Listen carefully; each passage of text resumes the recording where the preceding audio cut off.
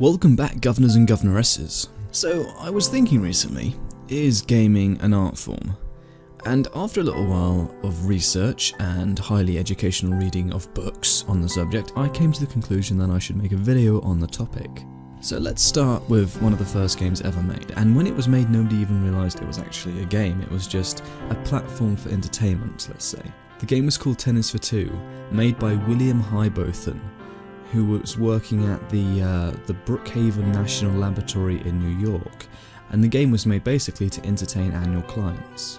It quickly became a big success and was followed up by gaming arcades and hundreds of gaming developers grabbing for a piece of the action. Now, in terms of concept art and actual visual imagery being used in game development, it never really happened until the mid-90s. Before that, artists were not even hired, coders and programmers did all the sort of visual work and everything. And they had to sort of make the game environments and the characters, and those that were actually good at it became lead game designers as the gaming industry began to boom.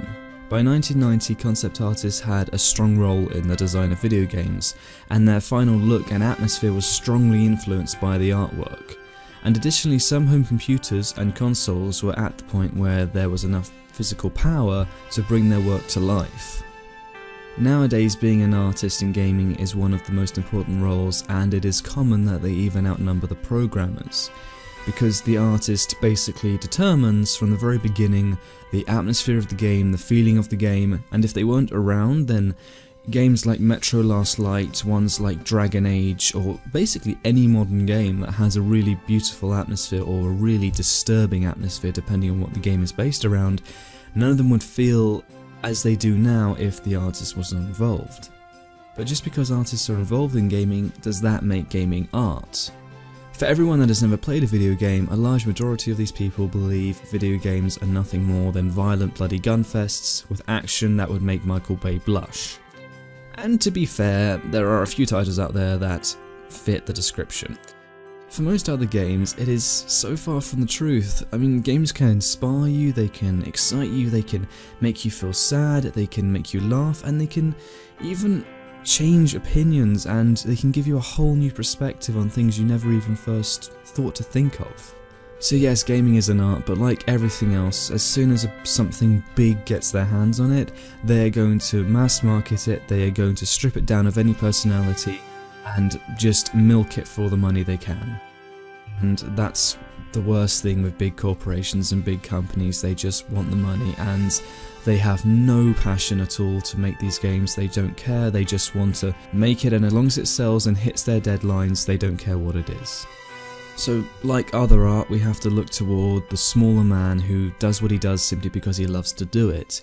Now granted, there are a few big companies making original and good content, but basically, big companies make gaming feel like it's becoming bland and repetitive, and everybody is ripping everybody else off, basically. Gaming is an art, and it is getting better and better as more creative people are getting their hands on the tools they need to create stuff. And hopefully we will see a boom in indie development, and we will see smaller companies being able to break the bigger ones, and the bigger ones realizing that they have to change the way they do things, because the amount of games being released right now is ridiculous. It's nearly coming up to Nvidia's way of releasing graphic cards. It's like, hey guys, we just released Assassin's Creed Unity, and here's Unity 1.2. And by the way, don't forget to buy Assassin's Creed Rogue.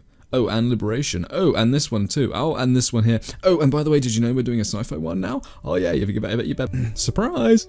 So yeah, hopefully in the future we're going to see the indie developers pushing out the big companies, and we're hopefully that you're going to see gamers getting wise in terms of like not buying all the DLC content and making big publishers realize that they can't charge us for content that should have been included in the base game because it's getting ridiculous.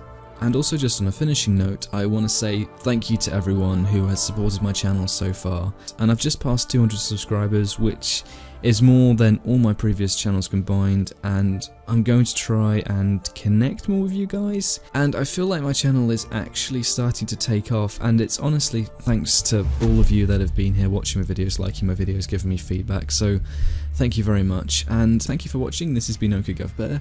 Leave a like if you enjoyed this video, and feedback is always welcome. Until the next time, you're going to have a good day.